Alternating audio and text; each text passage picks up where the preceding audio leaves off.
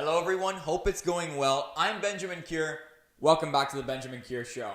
The NFL draft is on Thursday, and with that comes this week of deception and misleading other teams. Organizations are trying to lock in their selections while trying to cover their tracks so everyone else doesn't catch on to their next move. As always, players who are looking to make an exit become an asset to their team, someone they can trade away.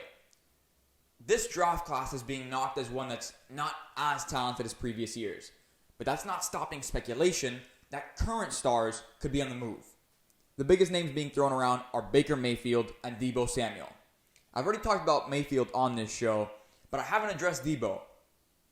Deebo Samuel wants his money now, and he wants it in a long-term deal. He's looking around at the league at the top of the market and saying, why can't that be me? Tyreek Hill, Devontae Adams, Christian Kirk, those guys got paid. Their deals are representative of the fact that their teams are committed to them. Although the 49ers extended him an offer, he just doesn't feel like they're there yet. So, as we all know, he requested the trade last week and continued to add to this mystery by not going and publicly commenting on exactly what he wants to leave San Francisco for, or what terms need to be negotiated. If Deebo is traded before Thursday or during the actual draft, which would make for great ratings, I'd say it has to be for a first rounder. I'm not going to take part in the slandering of college football players in this class, but we can't act like this year's class is as talented as previous years. It's not. So San Francisco can make a push for a first round pick and a second or third, but the first rounder has to be part of the deal.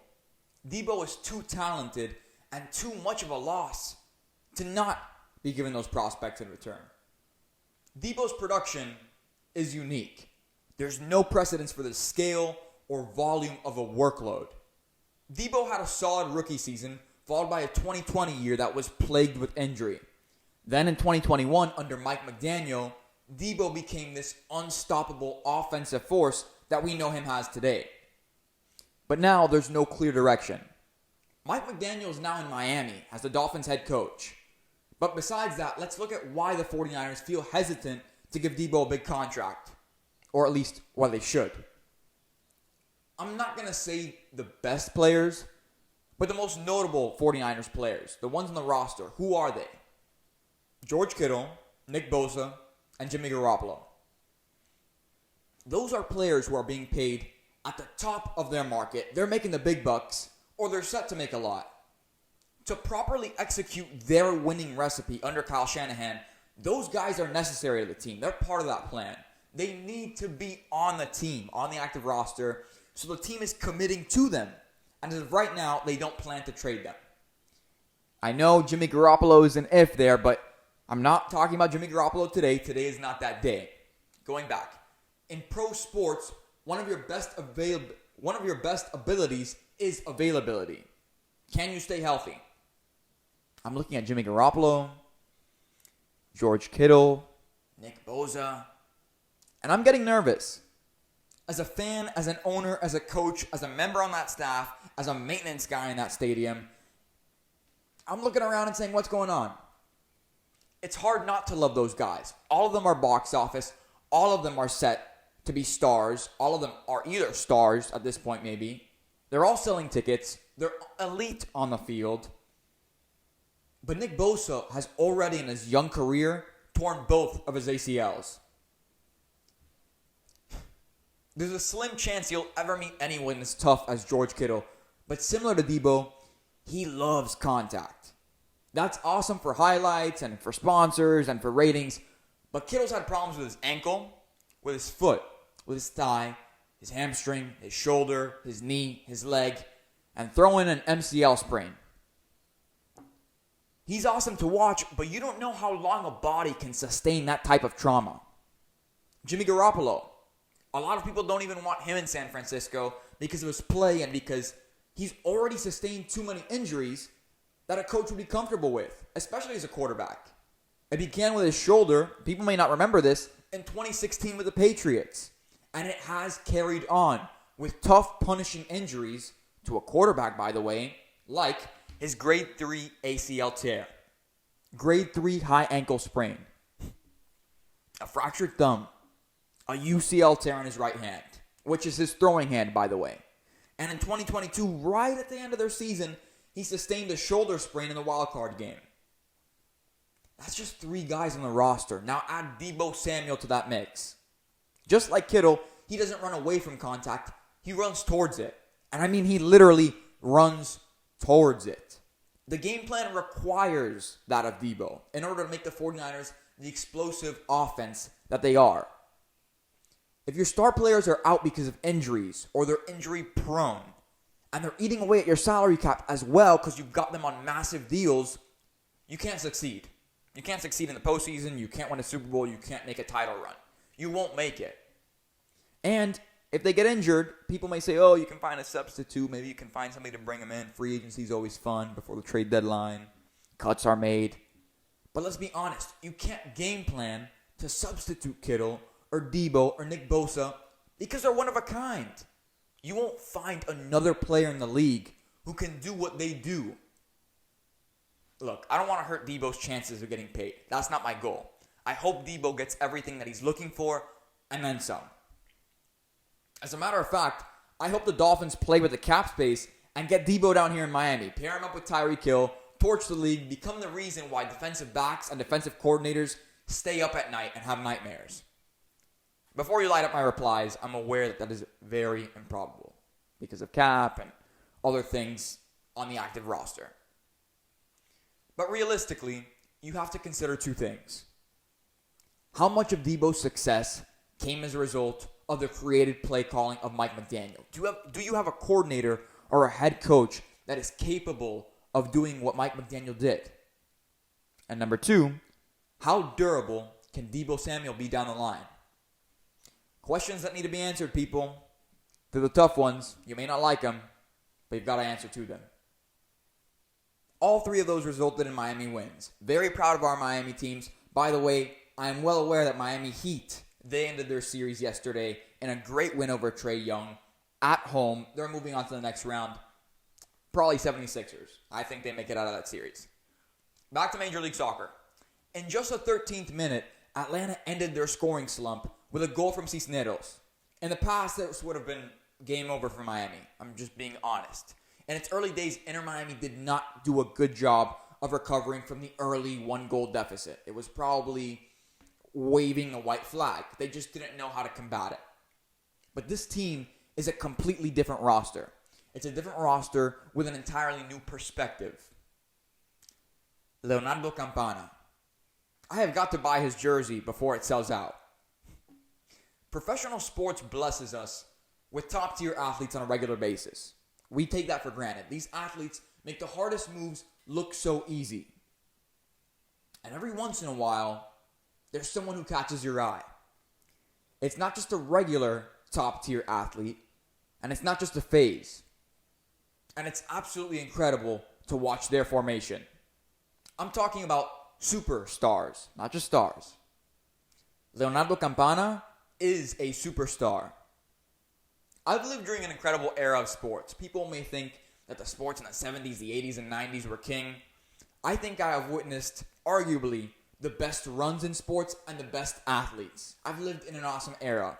I've witnessed Tom Brady, Patrick Mahomes, Rafael Nadal, Roger Federer, Serena Williams, Alex Morgan, Alex Rodriguez, David Ortiz. That's on a national level. In Miami, although it hasn't always been smooth sailing, I've watched LeBron James, Dwayne Wade, Chris Bosh, Giancarlo Stanton, Christian Yelich, Jose Fernandez. Excellent athletes.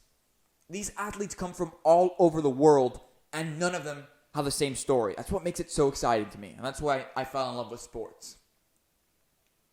But if you really love sports, and you're attentive, you can spot a superstar, and you can spot the rise of one before it even takes place. Inter Miami CF is very blessed to say that in just its 3rd year as a functioning Major League Soccer club, it's already found a superstar. It's on its own roster. These qualities may not be the same across the board, but these are good indicators of a superstar. Age. To be a superstar, you have to be young enough to have a long enough career ahead of you. Longevity is everything, and that goes hand in hand with a younger athlete. Confidence. You can't be shy, but you certainly can't be over the top. Confidence and your ability to display how comfortable you are with all eyes on you is quite possibly the most important quality, especially in the year 2022. When the lights shine the brightest, do you have what it takes? Which leads me to my next quality, tenacity. Are you determined? Can you weather the storm? Do you have what it takes to pull through when the going gets tough? Can I count on you when the chips are stacked against us? Lastly, unmatched. Very few people in life can say that they were ever great at something or that they were the best at it. As an athlete, are you one of those? Are you one of one? Are you unique? Is there anybody who can do what you do on the field, or make that shot, or make that pass, or carry the team for the entire game? Regardless of what's happening, can you take over in a match? There are many more characteristics, but these are the ones that separate the great from the greatest. Ladies and gentlemen, Campana possesses all of these, and then some. Whether you see it or not, Leo Campana is a superstar. When he scored the equalizing goal against Atlanta just 15 minutes after they scored, Drive Pink Stadium exploded. Every fan, every staff member, every employee, everyone there, the special guests, the Miami Dolphins athletes that were there, I think there might have been a Miami Heat athlete there, everyone felt it. The fist bump, the immediate swagger that Campana displayed after the goal, which goes with that confidence quality, and the roar of the crowd that followed, that is what Miami futbol is all about. It's what the club has been looking for. This Inter Miami team in general is a very solid group. A young core with the right amount of veterans and the sprinkle of experience where it's necessary. It's great. In the coaching, on the bench, in the staff. Pretty soon, Miami will be in hurricane season, and this team is brewing like the perfect storm. 4 wins in a row, convincing margin of victory. There's still room to improve also, which I believe is great. If you're winning games, but you feel like the team is exerting everything they have and has done the most they can to win, but there's nothing left to give, that means whatever success you're experiencing is temporary. It's finite. It's going to come to an end. But a team on the upward trajectory, a team that's on the rise, that still has room for improvement, that's the best possible spot to be in. And your opponents, and to your opponents, you become very, very dangerous and intimidating. So these wins, brought to you by this team in combination with the discovery of a superstar, could not have come at a better time. On Thursday, the same day as the NFL draft, the City of Miami Commission will vote as to whether or not Miami Freedom Park will be allowed to move forward. For those of you who aren't familiar with the situation, Miami Freedom Park is a project envisioned by the Moss brothers and David Beckham. It would bring a 25,000-seat stadium to Miami, 750 hotel rooms, commercial and office space, community fields, and the single largest public park in the city of Miami, with over 58 acres of freely accessible, clean park land. If that sounds good to you, I'm in agreement. And so is the majority of the city of Miami citizens who already voted to move forward with the project. But this is being done through the government, so why would it ever be simple? The commission vote has been delayed. It'll finally take place tomorrow on Thursday, and there's a lot of moving parts. I'll be the first one to acknowledge that. But I'm not going to go on my show and shed light on some of the more ridiculous ideas and people against this park. Most of you already know what I'm talking about, but I will simply say this. This is not Marlins Park. This is not a deal that from the very beginning looks bad for the city of Miami. It's definitely not taking away a historical landmark like the Orange Bowl. I'll tell you that. So for the people who had a hand in that bad deal to now come around on something that will tremendously benefit Miami and, in my opinion, the state of Florida as a whole, well, I simply think that their true colors are shining through. Their jealousy, anger, whatever frustration, since they have to come to terms with the idea that a new stadium deal will be made in Miami and that its people will celebrate this deal, It's good for our community and it's good for our future. On a very basic level, here's why I say and feel that Campana and a successful team couldn't have come at a better time. Although I'm simplifying this big time. It's harder to deny a team and a city their stadium and park when the team is winning. Honestly, if Inter Miami was still in the midst of their struggles, I'm not saying it would have played a huge part in the vote, but common sense tells me that it couldn't have helped. Miami, it's time. Miami, South Florida, Florida, the United States has never been so ready for the explosion of football and soccer culture in North America. But it has to start with Miami, and it starts with Miami Freedom Park. Let's hope for the best on Thursday. With that, we conclude this episode of the Benjamin Kier Show. Before we go, I want to encourage you to tweet at me, tell me what you think about all of this. The NFL draft, the Deebo Samuel situation, Inter Miami, Leo Campana, if he is on the rise, the vote. If you have something to say, a quality take, I'll definitely engage, and we can start a good conversation, whether you agree with me or not. On Twitter, I'm at BenjaminCureTV. On Instagram, I'm at Benjamin.Cure. Also, I'm at BenjaminCure, at Benjamin.Cure on TikTok. I'll be posting this week, maybe even posting twice, so make sure you're following. Once again, I cannot tell you how proud I am of our consistent schedule and growth, especially in this very early stage. I never expected to get the results that we're getting so soon, and it just goes to show that the quality of this show is there, and the content that we're putting out is good. Right now, I'm writing the show, I'm serving as my own researcher, double and triple checking my stats, then I'm anchoring this, then I'm editing it, and I'm sharing it, and I'm finally uploading it with all of you. So, to see how much you guys value the show, and my opinion, and how you're tuning in week after week to see what I've got to say, it really does mean the world. But we're not done, we're just getting started. So make sure to subscribe, like the video, share it with your friends, and we'll be back next week for another episode of the Benjamin Kier Show. I'll see you then.